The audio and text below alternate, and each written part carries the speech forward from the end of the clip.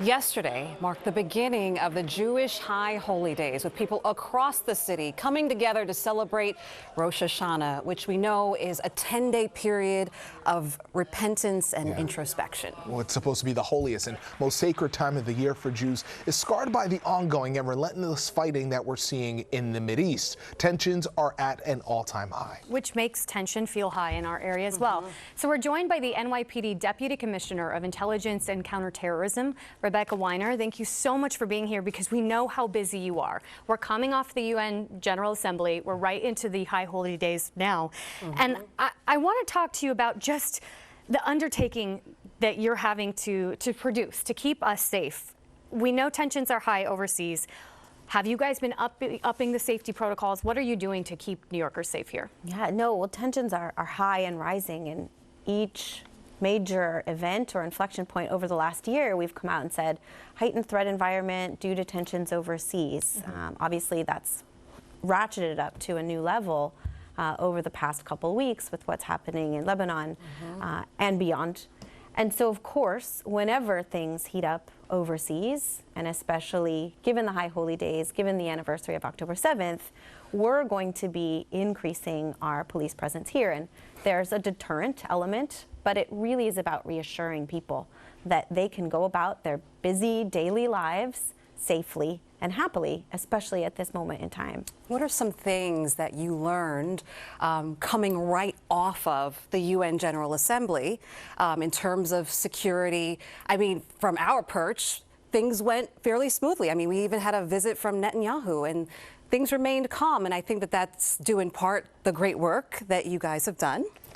So we had 200 countries here, over 150 heads of state from nations at war with another. You mentioned Prime Minister Netanyahu here. We had a lot of resources available, and these same resources protect us every day, all year round. Some of the same ones that you're going to be seeing, and you're probably already seeing on the streets, our heavy weapons teams, our canines, aerial patrols, extra officers.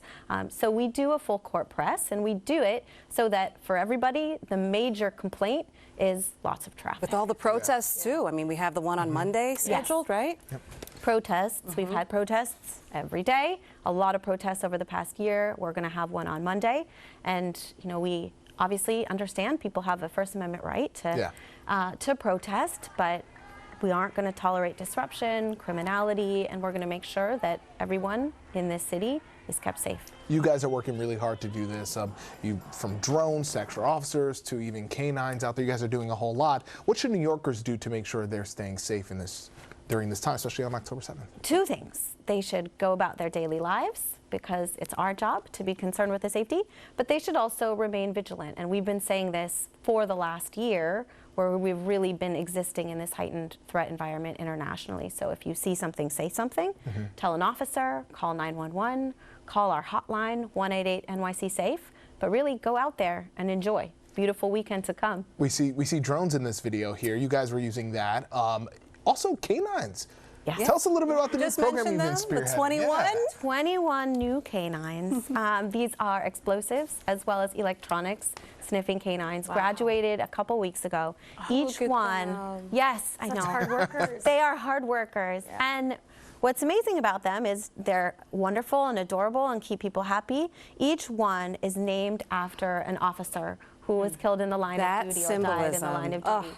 The legacy, right? Continuing, these stories go back to 1909 of officers and their families, and we bring together the families to remind everybody that our department never forgets and that we're out there every day.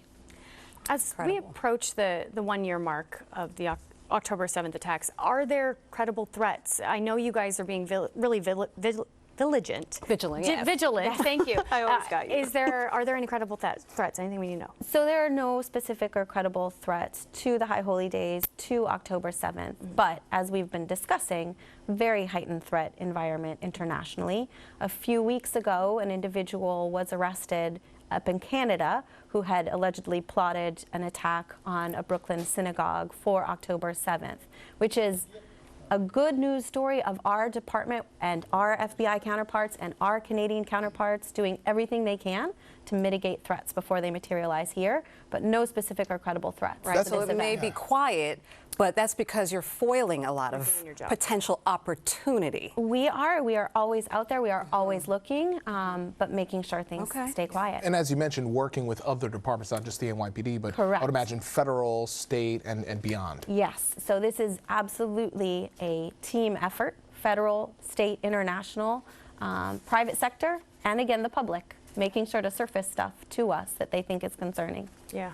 I live next door to a synagogue, and there have been officers parked out front for months now, and it really just does make me feel safer. So I'm sure resources, you guys are stretched thin, but I appreciate the work that you're doing. You being in the community, seeing that with your own eyes is amazing. It makes us feel better, I think. That is good. Yeah. Thank you so much. I want to get the title right. NYPD Deputy Commissioner of Intelligence and Counterterrorism. Yeah. Rebecca Weiner. Put respect on that name. I want to put some respect on it. Thank you so much. We appreciate you for being here.